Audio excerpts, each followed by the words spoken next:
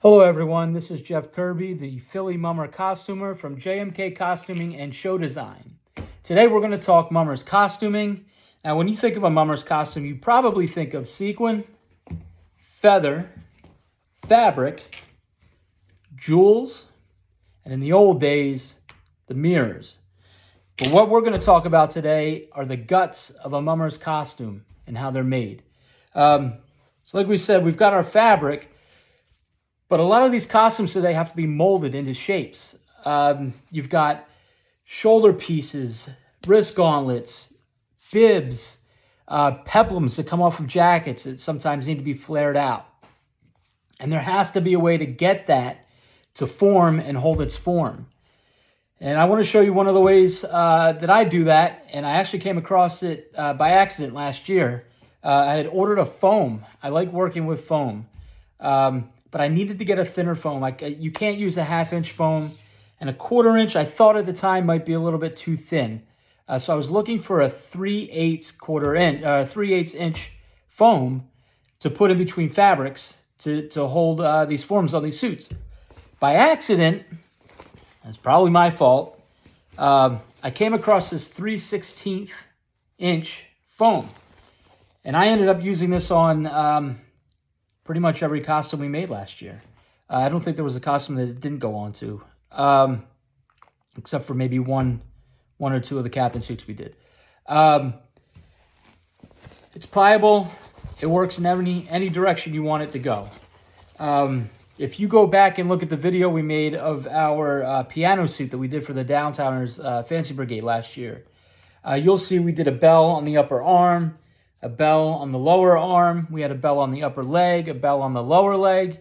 The peplum, the jacket peplum, it popped right out at the waist. That was all done by using this. And of course, what we do is we cut our shapes into here to have it sewn together so it holds that form. But this is very thin and very lightweight. And what we have to consider when we're making our costuming is that for the mummers, everyone's performing, right? You're dancing, playing music. So we want to try to keep our costuming as light as possible.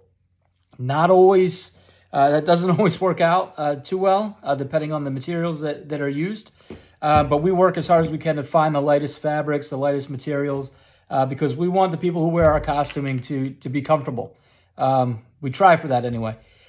So when you look at these costumes that we made last year, the violin suit, that was all the 3/16 inch foam. It's all got this foam that we were able to shape and form. The only drawback that I found with it is on the bigger pieces. I don't even think if you got enough glue on there, if you don't have a lot of sewing going on, it pulls away. That's the only drawback. And I'm actually trying to figure out a workaround on that now to see if there's any alternate glues I can use instead of a 77 spray, which is what I usually use, a thin 77 spray. If I could find something a little stronger that's not bulky, because we don't want the fabrics to bulk, but we want that fabric to stick to this foam really well. So we're working on getting better with every suit that we do, but I wanted to show this to you just to give you an idea of how these suits are made. I do recommend you go back and watch our video that we made about the Downtowners piano suit. If you're watching on YouTube, I will try to put the link in. And maybe I'll put the link in if I'm able to on Facebook in the comments. But yeah, that's it. Just want to get you into the guts of making a mummer's costume. Thank you for following. Continue to click the like button, the share button, and get your friends over to follow. All right, take care. Happy Easter. Bye.